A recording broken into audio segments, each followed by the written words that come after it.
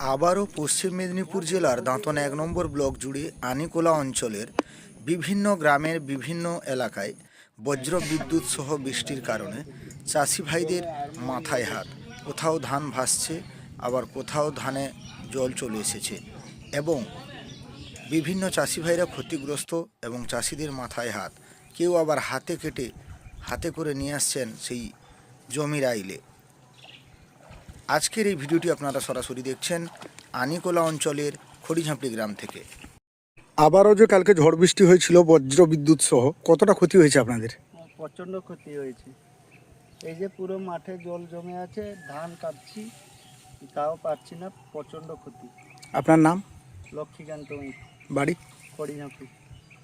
বৃষ্টির জেরে কত ক্ষতি হয়েছে আপনাদের? ওই তো ধান ভিজে গেছে, এখন জলে এই যে তুলা হচ্ছে জল থেকে। আপনার নাম?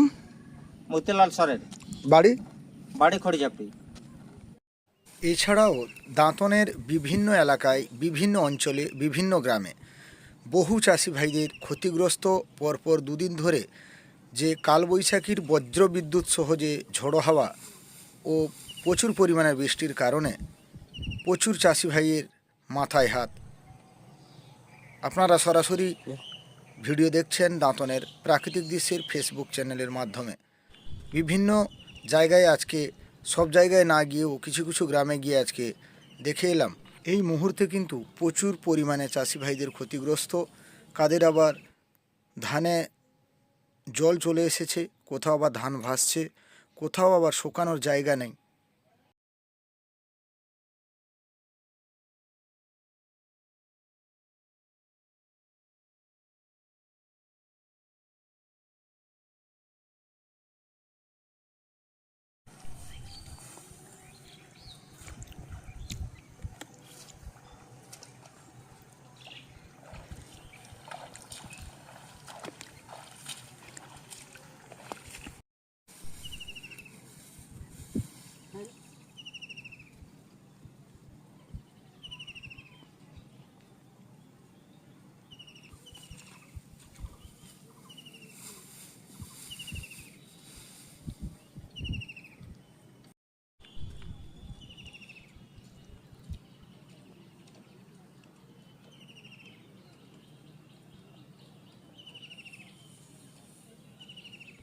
আবারও যে কালকে ঝড় বৃষ্টি হয়েছিল বজ্র বিদ্যুৎ সহ, কতটা ক্ষতি হয়েছে আপনাদের?